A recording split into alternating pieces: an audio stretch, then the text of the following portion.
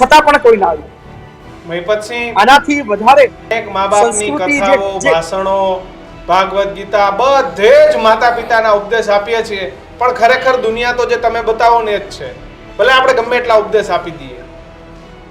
કિશનભાઈ, મહિપતસિંહનો બહુ વિરોધ થાય છે કે મહિપતસિંહ સોશિયલ મીડિયામાં ખોટા વિડીયો મૂકે છે. મા બાપના વિડીયો ના બતાવવા જોઈએ. એ જે વૃદ્ધાશ્રમ ચલાવે છે તો શા માટે વિડીયો બનાવે છે? એને ચૂપચાપ એડમિશન લઈ લેવા જોઈએ. ભાઈ, મહિપતસિંહ કોઈ એવો પહેલો વ્યક્તિ નથી કે જેને વૃદ્ધાશ્રમ ચાલુ કર્યું છે. મહિપતસિંહ તો હમણાં ચાલુ કર્યું વૃદ્ધાશ્રમ. વર્ષોથી દેશની અંદર વૃદ્ધાશ્રમો છે, કોઈએ વિડીયો નથી મૂક્યા. એટલે કદાચ આજ સુધી સાચી જે પરિસ્થિતિ છે મા બાપની એ સામે નથી આવી. કદાચ એ લોકોએ શરૂઆત કરી હોય તો મહિપતસિંહે વૃદ્ધાશ્રમ ના બનાવતા. મને એ વાતની જરા પણ પરવા નથી કોણ મારા વિશે શું બોલે છે, કોણ મારા વિશે શું લખે છે, કોણ મારા વિશે શું વિચારે છે, ડઝન્ટ મેટર. પણ મારો જે પ્રયત્ન છે એ દુનિયામાં બદલાવ લાવવા માટે. યાર, તમે કેવી રીતે આવું કરી શકો? જે વ્યક્તિએ તમને જન્મ આપ્યો છે, આખી જિંદગી ઘસી નાખી છે.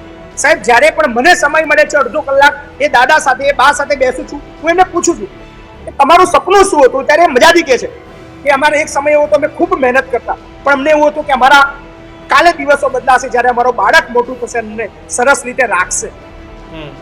પણ આજે જે પરિસ્થિતિમાં છે એ બોલતા રડી જાય.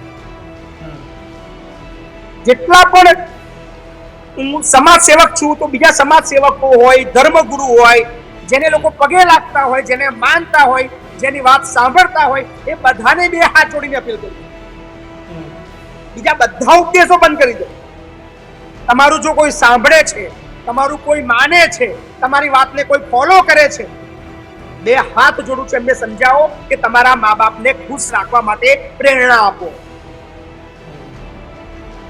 એક વાત અહીંયા ઉમેરું છું કિશનભાઈ જી, કે દરેક વસ્તુ દરેક જગ્યાએ આવતું હશે. હિન્દુ ખતરામાં છે, હિન્દુ ખતરામાં છે, ખરેખર હિન્દુ ખતરામાં છે. આવો મારા વૃદ્ધાશ્રમ, બધા જ હિન્દુઓના મા બાપ જિંદગી જીવી રહ્યા છે, ખતરામાં છે. અસલ ખતરો શું છે એ દેશને ખબર નથી.